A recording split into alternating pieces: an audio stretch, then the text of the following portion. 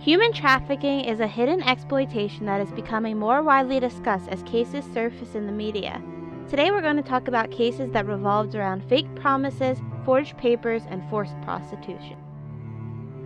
In Houston, Texas, a Nigerian woman whose name was not released was kept as a slave after becoming a nanny for a Nigerian family. The culprits who enslaved this poor Nigerian woman looking for a better life were named Chudi Subundu and Sandra Subundu. The woman was initially promised a tiny wage of $100 per month. The nanny was forced to work from 5:30 a.m. to 1 a.m., taking care of the couple's 5 children. Throughout her time with the family, she was verbally and physically assaulted. While being forced into labor, she was pushed to work without breaks, not allowed to have hot showers, and only able to eat leftovers. The leftovers consisted of milk in the bowl from the children's cereal they had not drank. The family who inflicted harsh treatment on her kept her from leaving by withholding her passport and threatening her. The nanny was only released when she reached out to the National Human Trafficking Resource Center.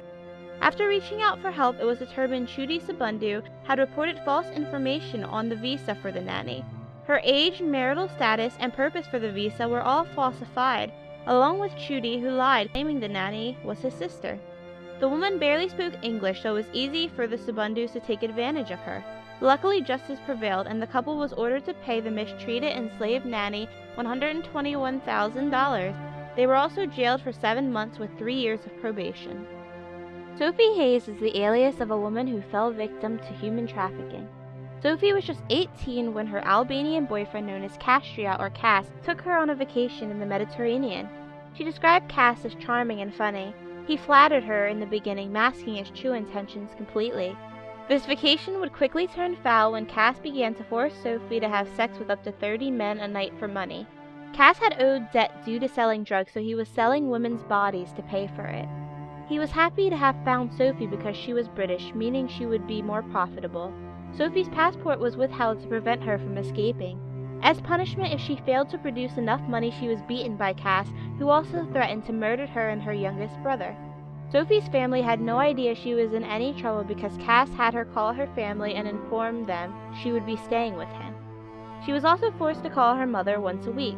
After falling ill to pneumonia, Sophie was able to return to the UK for treatment and informed her mother of the horror she had experienced the past 6 months. A cop who worked in the human trafficking department became in contact with Sophie, who gave her the name of a man who forced her into the life of prostitution. It turns out Cass was linked to a shooting in Leeds. However, Sophie was too fearful to press charges.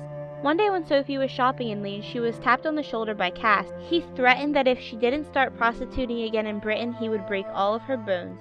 2 days after, Sophie phoned the police and reported Cass for the shooting he was involved in prior. He was sentenced 8 months in jail before being deported.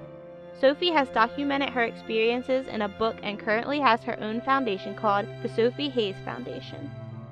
8 women between the ages of 19 and 22 were found in a Georgia million-dollar mansion after one of them called in for help. She informed the dispatcher she was in a house full of girls and would be murdered if she left. Some of the women were being held captive after Kendrick Roberts lured them with the appeal of modeling contract. Others met Roberts on a site called Seeking Arrangements, which is a sugar daddy, sugar baby website.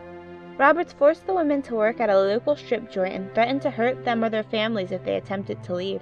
Roberts took all the women's earnings, some claiming they were making $1,000 a week but never saw a cent of it.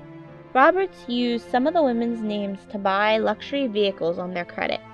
The women being forced to strip were all pushed to get tattoos with the lettering LOP. LOP stands for Loyalty Over Pride. The tattoo included the numbers 12, 15, 16, and 14. It matched the one Roberts had on his chest. He expected the women to show loyalty to him, as he expected them to be sister wives. Many of the women were having sex with him. One of the women held captive states Robert had threatened to have someone cut her up and remove her implants. Kendrick Roberts was indicted on 15 charges, including human trafficking, false imprisonment, and possession of a firearm in the commission of a felony. Roberts is currently behind bars in Fulton County Jail in Atlanta.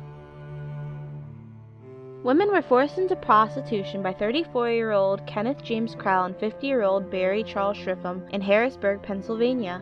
From 2014 to 2017, 6 women were forced into the prostitution ring. The women were promised easy money, but instead were forced into prostitution. To keep the women in line like most traffickers, the pair inflicted violence on the women and made threats to keep them under control. The women were also drugged to further control and manipulate them. One of the women claimed Schiff threatened to chop her up into little pieces and throw her remains in the river. Another claimed Krauss strangled her repeatedly. Schiff demonstrated extreme violence after one of the women refused to have sex with him. He slammed her head into a bucket filled with bleach. The act left her with scars and prolonged injury. The men were caught when the Pennsylvania State Police responded to an advertisement meeting up with the women in a hotel. When the police relinquished their true identities, a woman told authorities she wanted to get out and she was feeling her safety was at risk. The duo is currently jailed and being charged with promoting prostitution, criminal inducement, and trafficking of persons. We hope you guys enjoyed this video. Thanks for watching. Subscribe for more content.